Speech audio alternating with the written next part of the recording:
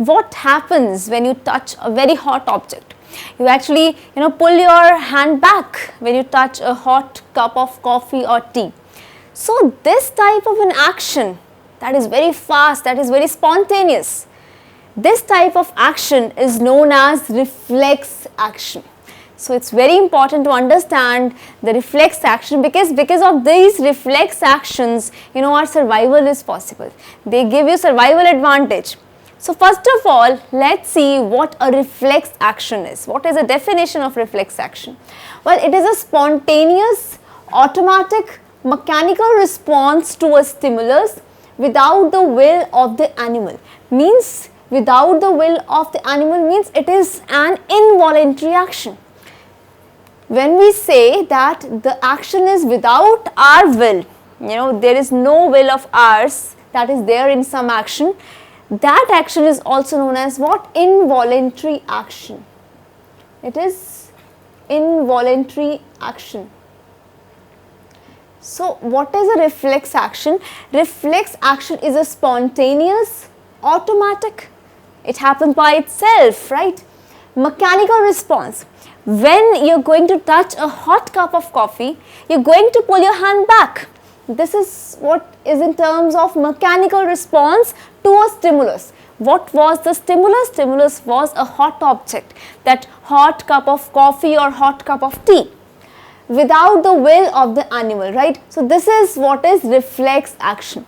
Well, we have two types of reflex actions, that is a spinal reflex action and a cerebral reflex action. When the reflex action is controlled by spinal cord, then we call this action as spinal reflex action. When the reflex action is controlled by your brain, then we call that action as cerebral reflex action. So spinal reflex action is controlled by the spinal cord and cerebral reflex action is controlled by brain. So these are the two types of reflex action based on the, for example, in spinal reflex action, who is controlling this action? Spinal cord. And in cerebral reflex action, who is controlling this action? That is the brain. So just remember from the words even, from spinal, spinal cord, from cerebral, that is brain. Now, what are the 5 things that are required for the reflex action to take place? Let us see. We need a receptor, sensory nerve fibers, part of your CNS, that is central nervous system, motor nerve fibers and effector organ. I'll tell you what are they. Well, receptor is actually the one that is actually receiving the stimulus. Then these sensory nerve fibers, which you can also call as afferent nerve fibers. What is the other name? Afferent, from A, starting from A. So afferent nerve fibers. Then we need part of CNS, central nervous system. It can be, I told you, we have spinal reflex action and we have cerebral reflex action. So it can be spinal cord or it can be brain. So spinal cord or brain. Then we have motor nerve fibers. We also call motor nerve fibers as efferent nerve fibers, starting from E, efferent, right?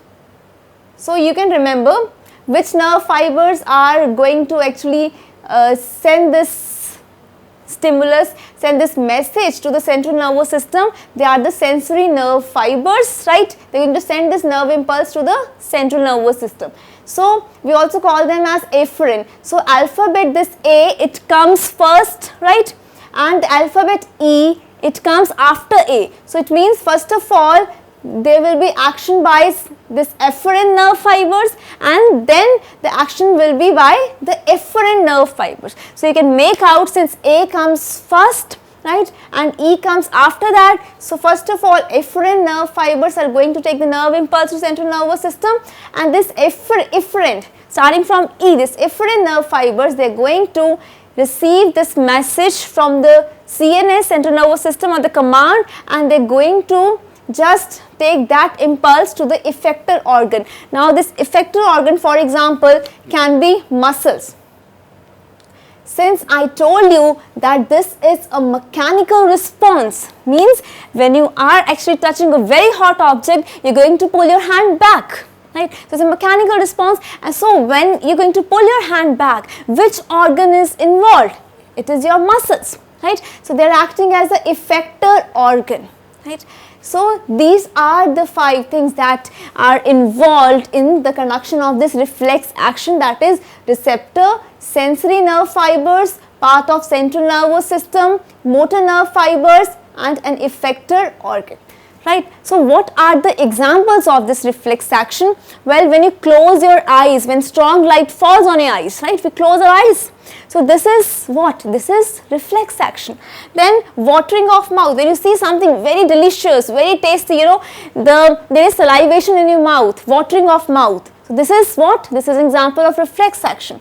Then we have withdrawal of limbs. I told you earlier, when you touch a hot object, you're going to pull your hand back, right? So this is what? Withdrawal of limbs. This is also an example of reflex action. Then we have peristalsis. Peristalsis is actually the contraction and relaxation of the muscles of your alimentary canal, right? So this peristalsis is not under your control. You cannot feel that peristalsis, you know, is going on, and this is not under your control. You cannot stop this. So it is an involuntary action, and it is an example of reflex action, right?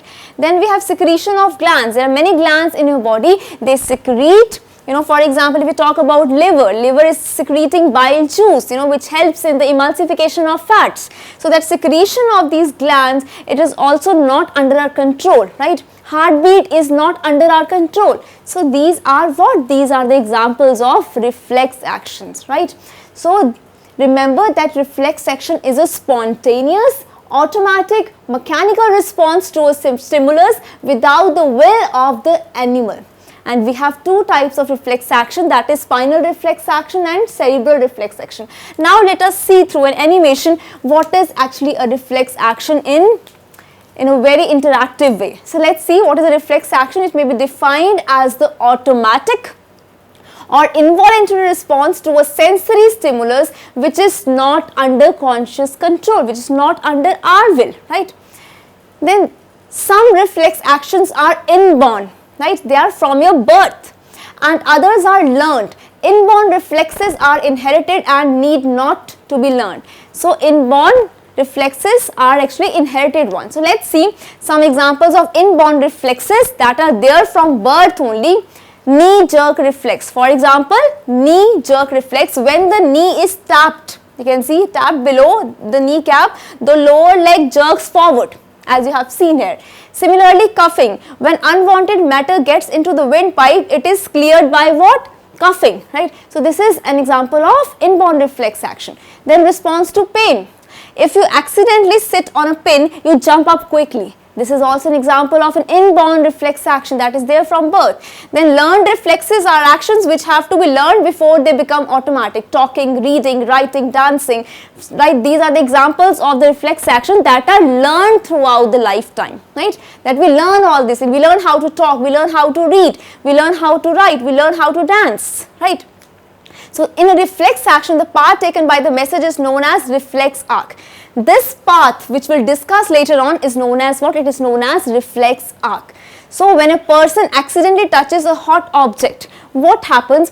A pain sensitive receptor cell in his finger over here, it detects what? It detects the heat stimulus and triggers off the nerve impulse. So nerve impulse is going to enter and take this message to your central nervous system, right? So the message is processed and the response is generated in the spinal cord itself. So the message is, interpreted and the response is generated. What happens then? Then this response travels, as you can see in the image, through this motor nerve to the muscles of the arm. So muscles are what? They are the effector organs, and the muscles of the arm receive the response. So what is going to happen? And the arm muscles, they contract, lifting the person's fingers away from this hot object. So this is how this reflex action is actually protecting you. Now we have something else. What is a simple reflex action? The simple reflex action is a purely involuntary action. When a hot object is touched by a hand, hand is withdrawn quickly. It's a simple reflex action. Then, for example, when an object approaches near the eyes, as our eyes start blinking, this is a simple reflex action. Then, bone of the knee is tapped, the knee is jerked. This is also an example of a simple reflex action. So, we have these simple examples of simple reflex actions. So, I hope what is a reflex action and the basic mechanism of reflex action is clear to you. Now, we are going to discuss the reflex action mechanism in detail.